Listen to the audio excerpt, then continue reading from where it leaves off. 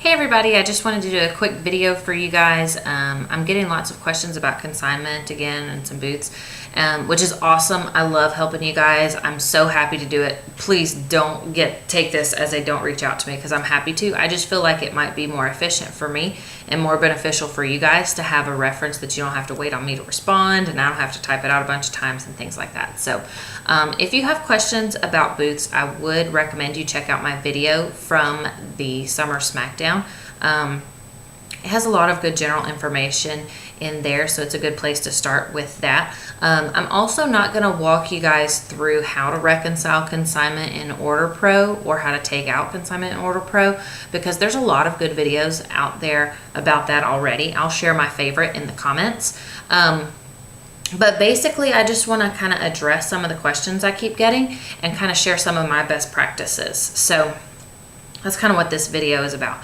So first up, I made a list. So when to reconcile. Like, a lot of people think that you have to reconcile as soon as you have the event.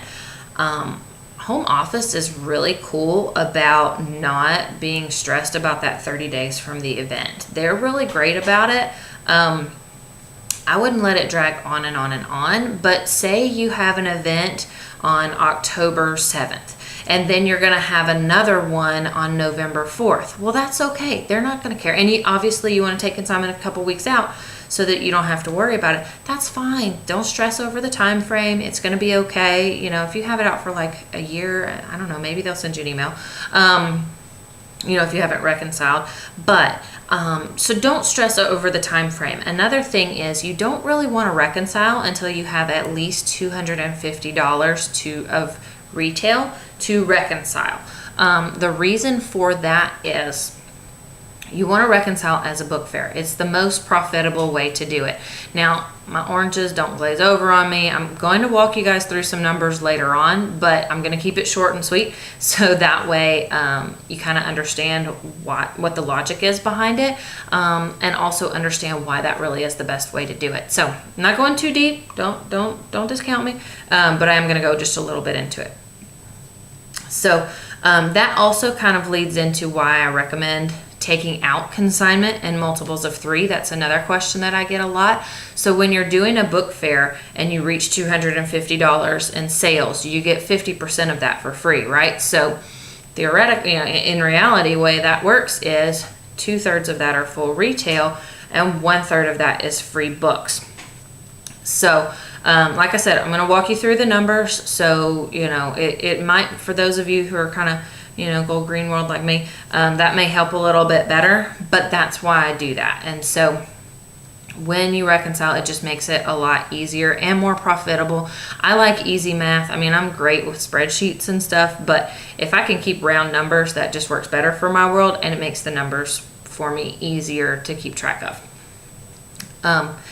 So to kind of jump into that, a lot of people don't really, they have questions about how you can reconcile books for free and how that reconciles your consignment. So when you totally do that. When you are closing out, when you're reconciling in Order Pro, it's just like closing out a party or a book fair. You're still going to earn free books from the full retail. And so say you take out $600 of consignment, because that's nice and round.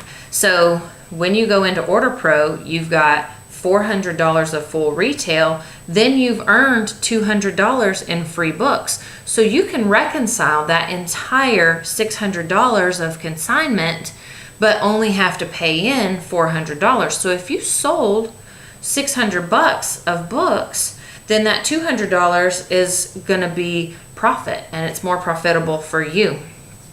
Now, on the flip side of that, say you only sold $400 in books, you can still reconcile all of your consignment, all that $600, and that $200 that you still have, save for a future event or a flash sale in your VIP group or anything like that. So you still have that. So you can use those free books to reconcile your consignment also. It doesn't just have to be, you know, shelling out whatever it is that you took out when you're ready to reconcile. Another question that I get is, well, what if I do want some books? And in the video for how to reconcile, she kind of walks through that a little bit, but let me just kind of tell you, yes, you could totally do that. So say you have that $600 in consignment, but you want, you know, an extra, say, $200 of books for another event. Maybe you've got a smaller booth coming up in January after the holidays or something like that. So you can just reconcile. I should have done the math ahead of time. So you could just reconcile, we'll say 500. 500, yeah, okay, we'll just pretend. So you can reconcile $500, 600, we'll say the 600, and you want 300 for your next event, because that's easy math. Again, I like the easy math. So you can reconcile the full 600 and then choose $300 worth of books to have shipped to you. And so all of your consignments reconciled, and you have inventory for the other event. So it's really flexible. Home office is amazing for letting us do it this way. I'm a huge fan because it just makes things so much easier without you having to shell out a lot up front. That leads to another question. So a lot of people think that you have to pay shipping, or they have questions about, do you have to pay shipping or tax when you take out consignment, or pay for the books up front and stuff like that. So when you take out consignment, you don't have to pay anything up front. When you reconcile, you'll pay tax if it's applicable, and you'll pay the shipping if you don't reconcile it as a book fair, which is why you want to reconcile it as a book fair. If you, so you pay that at the end after you have sold the books. When you're actually taking it out, you don't have to worry about that right off the bat. So I think that's a kind of common misconception. Now, another thing, people are always like, I'm too scared, I don't want to do consignment, what if I can't pay it back?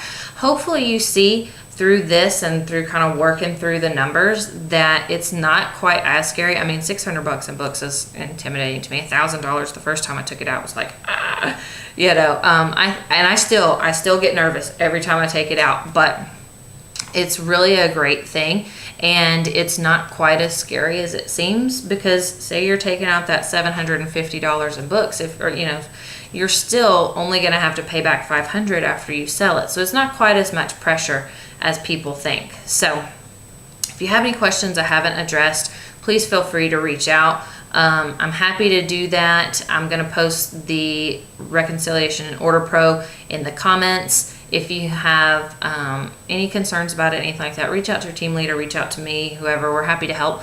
And I hope you guys have a great day. Thanks.